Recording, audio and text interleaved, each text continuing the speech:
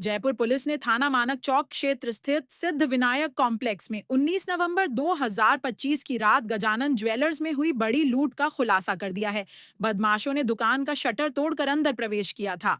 3 सुरक्षा गार्डों पर हथियारों से हमला कर उन्हें बंधक बनाया और सोने चांदी के आभूषण लूट कर फरार हो गए थे। घटना के बाद पुलिस ने 200 से अधिक सीसीटीवी फुटेज खंगाले। तकनीकी विश्लेषण और आसूचना संकलन के आधार पर कार्रवाई करते हुए पुलिस ने 22 नवंबर को आरोपियों अकरम और हितेश उर्फ संजू को गिरफ्तार किया। इनके कब्जे से 38 किलोग्राम चांदी, 170 ग्राम सोना और वारदात में प्रयुक्त मोटरसाइकिल बरामद की गई। अनुसंधान के दौरान जयसिंहपुरा खोर ज्वेलरी नकबजनी और टोंक में 20 लाख की लूट की 2 अन्य वारदातों का भी खुलासा हुआ है। शेष आरोपी तौहीद और अशफाक की तलाश जारी है। पुलिस टीम ने त्वरित और प्रभावी कार्रवाई कर बड़ी सफलता हासिल की है और अंदर से चांदी और सोने का कुछ जेवरात वो साथ ले गए। इस पर मुकदमा दर्ज कराया तो उन्होंने जो हमारे परिवादी हैं उन्होंने बताया कि 57 किलो करीब चांदी और 100 ग्राम के आसपास सोना के जेवरात उनके चोरी हुए हैं। इस पर माणक चौक थाना और अपनी जो डीएसपी नॉर्थ की टीम थी, वहाँ एक टीम का गठन किया गया। अलग अलग टीमें बनाई गई जिन्होंने काफ़ी मेहनत करके पूरे माणक चौक इलाके में आने वाले कैमरे जो थे उनको देखकर उनका आइडिया लगाया और देन फिर दिल्ली रोड पर जाना उनका अंदाजा लगा। उस आधार पर वहाँ के कैमरे देखे गए तो उनका जयसिंहपुरा खोर इलाके में जाना मालूम हुआ। वहाँ सारे कैमरे देखे गए तो कुछ लोग मोटरसाइकिल जो उसमें थी उसको आइडेंटिफाई किया गया। उसमें हम लोगों ने 2 लोगों को अभी अरेस्ट किया है। एक हितेश है जो जयसिंहपुरा खोर में रहता है और दूसरा अकरम। ये दोनों इस पूरी वारदात में शुरू से ही साथ थे। अकरम और हितेश दोनों यहाँ इसी सिद्धि विनायक जो कॉम्प्लेक्स है जिसमें ये दुकान थी उसके पास में साड़ियों की दुकानों पर पहले काफी टाइम काम कर चुके हैं, इसलिए इस एरिया के पूरी अच्छी तरह वाकिफ थे ये लोग। इन्होंने ही प्लानिंग की पहले कि इस दुकान में हम लोग वारदात कर सकते हैं। उसके लिए इन्होंने अकरम जो है उसका पड़ोसी है तौहीद करके, जो टोंक का ओरिजिनली रहने वाला है और आजकल जयसिंहपुरा कोर्ट में रह रहा है, उसको अपने साथ मिलाया।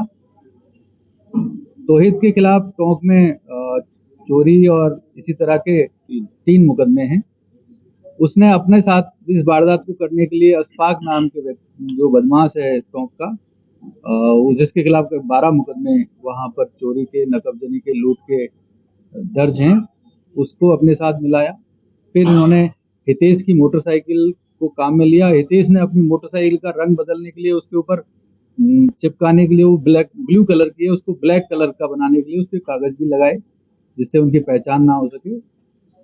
और उस रात ये आकर पीछे की जाली को तोड़कर ऊपर दुकान में गए। वहाँ गार्ड एक पहले सो रहा था उसको बांधा और दूसरा जब नीचे आए और गार्ड मिला तो उसके साथ मारपीट करके उसको भी बांध दिया। तीसरा गार्ड जब ये शटर तोड़ रहे थे तो उसने आवाज सुनी, जो नेपाली था, बगल की शॉप में काम करता था, वो भी दौड़कर आया तो उसको भी इन्होंने पकड़कर मारपीट करके बांध दिया और फिर इस तरह से सारा सामान ये लोग ले गए। अभी हमने इस वारदात में, जैसा मैंने बताया, कि 2 लोगों को, हितेश को और अकरम को हमने अरेस्ट कर लिया है।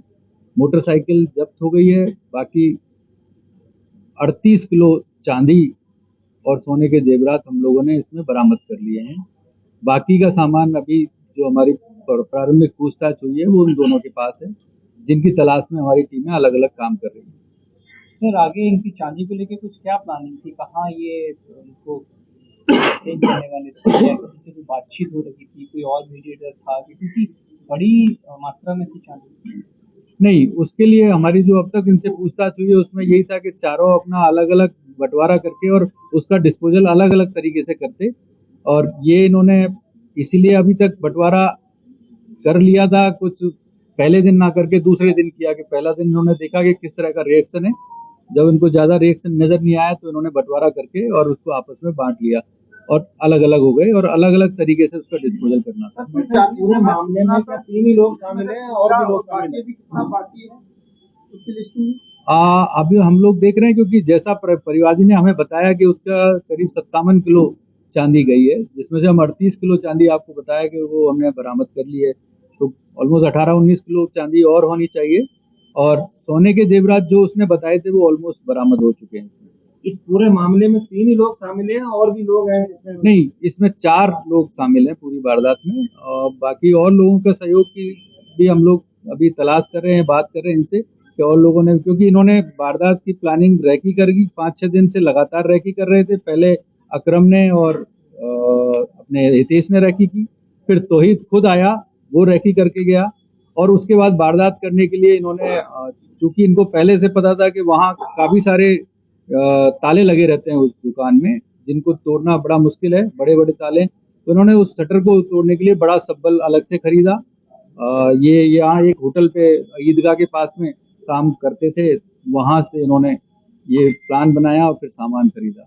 सर, ये बड़ी चोरी की प्लानिंग करने वाले थे, तो क्या उनका कोई मौज मस्ती, कर्जा या क्या वजह, मोटिव क्या रहा, क्या बताया?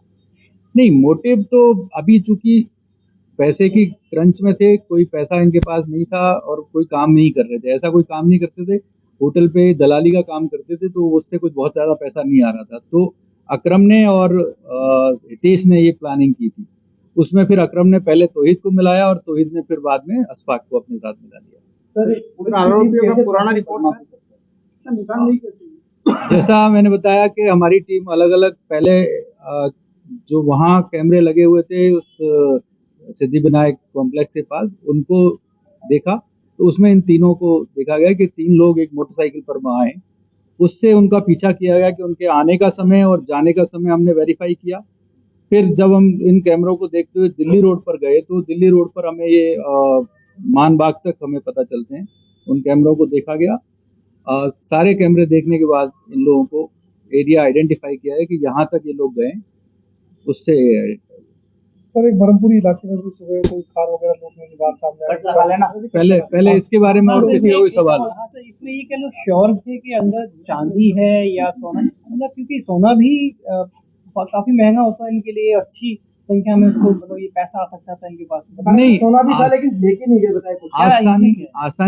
आसानी ये थी इस दुकान को चुनने की इनके लिए, क्योंकि ये पूर्व में यहाँ पर काम कर चुके थे, इस दुकान को देखा हुआ था, ये एरिया जाना पहचाना था इनका, और ये था कि हम लोग यहाँ आसानी से कर सकते हैं, ये इसके लिए निश्चिंत थे, इसलिए इन्होंने इसी दुकान को चुना। हाँ, नहीं, साड़ियों की दुकान पे साड़ियाँ दिखाने का काम करते थे। इनका पुराना रिकॉर्ड मैंने बताया, जैसे हितेश का मोटरसाइकिल चोरी का मामला है कोतवाली थाने में, और 3 मुकदमे टोंक में तौहीद के हैं, अशफाक के 12 मुकदमे हैं टोंक में। यहाँ जयपुर में अभी तक कोई खून नहीं। इस दौरान इनसे पूछताछ में अभी हमें एक जयसिंहपुरा खोर में पिछले साल ज्वेलरी की शॉप में लूट हुई थी, वो वारदात भी इन्होंने करना बताया है, किया है, और एक 20 लाख रुपए की लूट इन्होंने टोंक में की थी, वो वारदात भी अभी अनट्रेस है, उसको भी इनके द्वारा ही किया जाना सामने आया है। सर, ये जब भी काम कर रहे थे, मतलब उसके आसपास की दुकान में, जैसा आपने बताया, काम पहले से जानते थे? नहीं, अभी नहीं, वो अभी पिछले लगातार 3 साल तक इन्होंने वहाँ काम किया, अब इन दिनों कोई काम नहीं कर रहे थे, इसलिए ये पैसे के क्रंच में थे, उसी की वजह से इन्होंने वारदात की। सर, इस घटना से जुड़ा एक सवाल है, ज्यादातर जितनी भी ये जो दुकानें होती है जोरी बाजार की, चाहे कपड़ा मार्केट हो या चाहे ज्वेलरी का हो, एक सवाल हमेशा आता है, पुलिस वेरिफिकेशन, जो किराएदार या जो स्टाफ करते हैं उसके वेरिफिकेशन की हम बात करते हैं, क्या अमूमन अमल में लाई जाती है, वेरिफिकेशन होता है क्या स्टाफ का? अभी नहीं, ऐसा कारण नहीं है, क्योंकि अभी जितने भी हैं ज्यादातर लोग जो काम कर रहे हैं उनका वेरिफिकेशन अब हम लोग कर रहे हैं, नजर ऐप के थ्रू हम लोग लगातार, और राजकॉप सिटीजन, उसके दौरान अब आपको आने की जरूरत भी नहीं है, थाने पर जाने की जरूरत भी नहीं है, आप घर बैठे अपने ऐप में डालकर और उसको वेरीफाई करा सकते हैं।